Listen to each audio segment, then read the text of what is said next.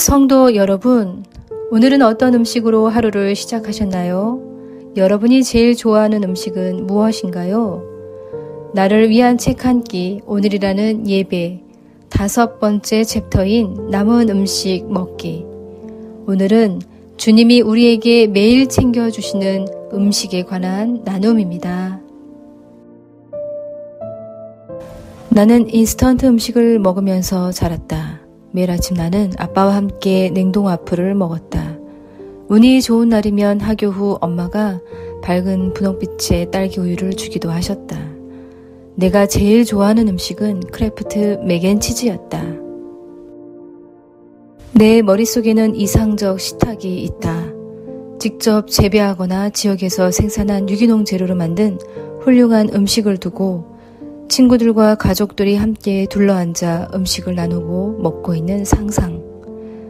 그러나 지금 나는 점심을 먹기 위해 아침에 먹고 남은 싸고 간편하고 약간은 지겨운 타코 스프를 먹으려고 한 번 더 데우고 있다.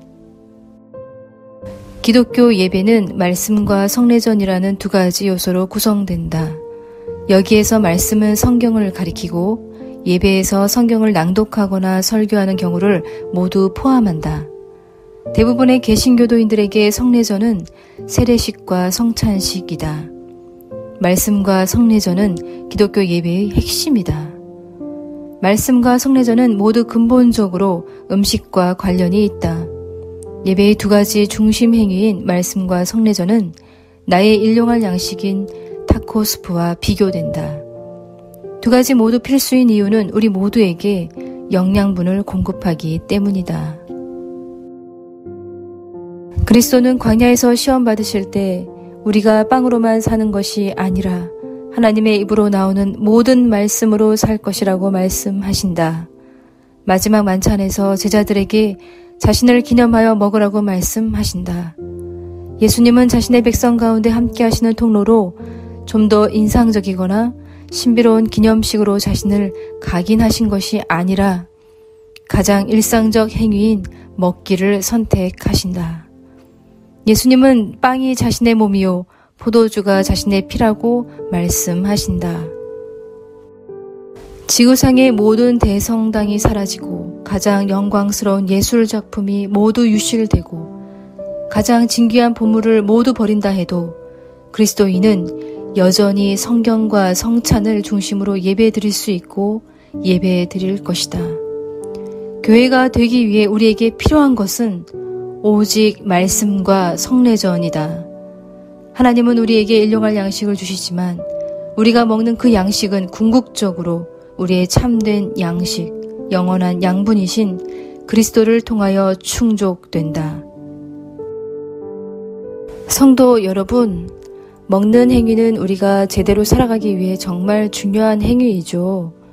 저자는 이처럼 우리의 생존에 필요한 우리의 먹는 행위가 결정적으로 말씀과 성례전에 연결되어 있음을 오늘의 이야기로 우리에게 전해줍니다. 매일 먹는 일상을 통해서 말씀과 성례전이라는 더 온전한 음식을 갈망할 수 있기를 바라봅니다. 타코 스프를 먹기 전 짧게 고개를 숙여 하나님께 감사 기도를 드린다. 식사를 하기 전 감사의 마음으로 잠깐 멈추는 식사 기도는 많은 생각 없이도 나올 만큼 몸에 밴 매일의 의례다. 그러나 이 기도 습관은 그날 하루와 그 안에 포함된 모든 것을 선물로 받으라고 나를 일깨운다.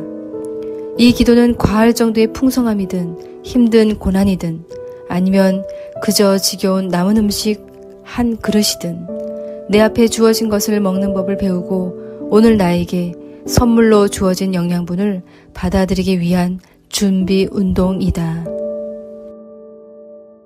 기억에 남는 정말로 훌륭했던 몇 번의 식사와 정말로 끔찍했던 몇 번의 식사가 있었다.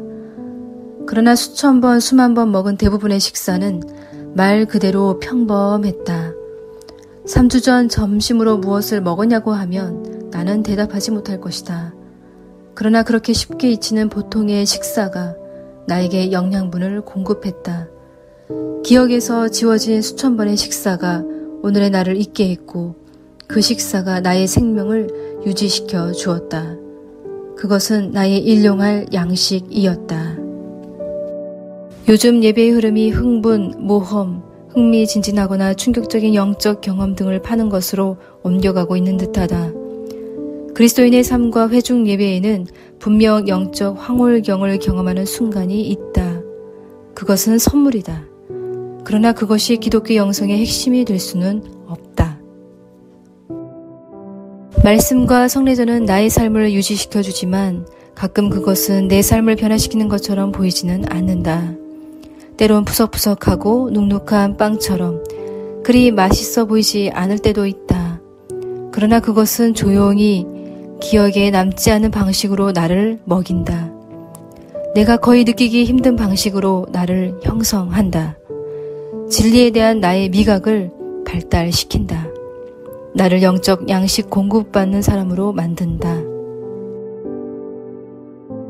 성도 여러분, 우리는 저자를 통해 매일 먹는 밥처럼 매일 듣는 말씀 또 예배를 가끔 맛없는 밥처럼 느끼는 순간도 있는 것 같습니다. 그러나 그것이 알지도 못하는 사이에 나를 먹이고 나를 형성하고 나를 발달시키며 하나님의 사람으로 만들어가고 있음에 감사하게 됩니다. 내가 100년 전에 타코스프를 먹었다면 거기에 쓰여진 재료가 어떻게 내 식탁에 도달했는지 알았을 것이다. 그러나 지금 내 식탁 위에 놓여진 타코스프는 익명의 소비 재료, 마법처럼 도달한 듯 보인다. 익명성은 감사할 줄 모르게 만든다. 감사를 표해야 할 농부도 추수한 이들도 게다가 수확을 얻게 하신 하나님의 자비도 생각하지 못하게 한다. 이러한 익명성과 감사를 모르는 마음에는 불의가 따라온다. 말씀과 성례전이 중심을 이루는 기독교 예배는 나의 정체성의 핵심이 소비자가 아님을 일깨워 준다. 하나님은 우리를 단지 소비자가 아닌 가꾸며 돌보며 축복하는 존재가 되게 하려고 지으셨다. 성만찬은 그것을 일깨워 준다.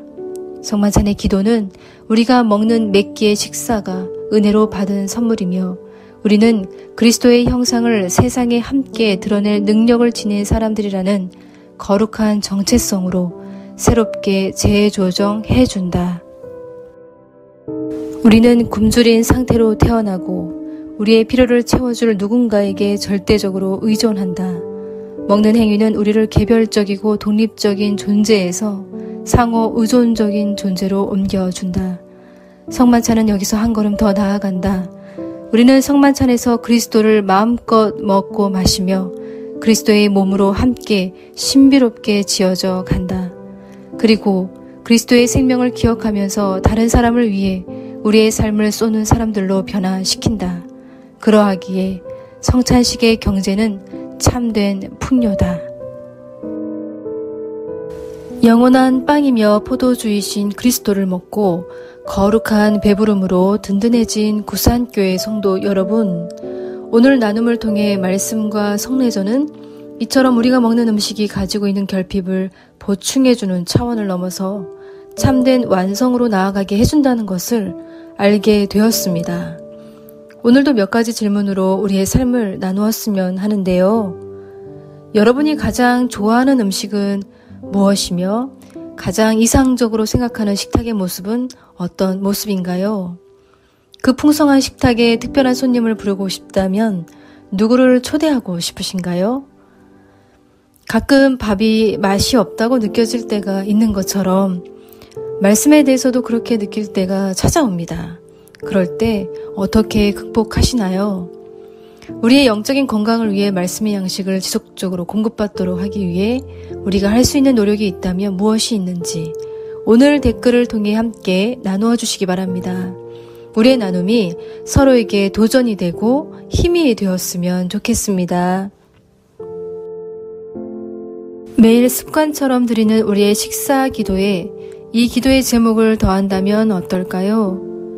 먼저 영원한 양식으로 오신 예수님을 식사의 자리로 초대하며 감사의 기도를 드리고 그 음식을 위해 수학의 노력을 다한 자들을 위한 중보 기도를 올려드리며 더 나아가 먹을 양식과 복음의 양식을 얻지 못하고 죽어가는 자들을 구원해 주시기를 기도하는 것입니다.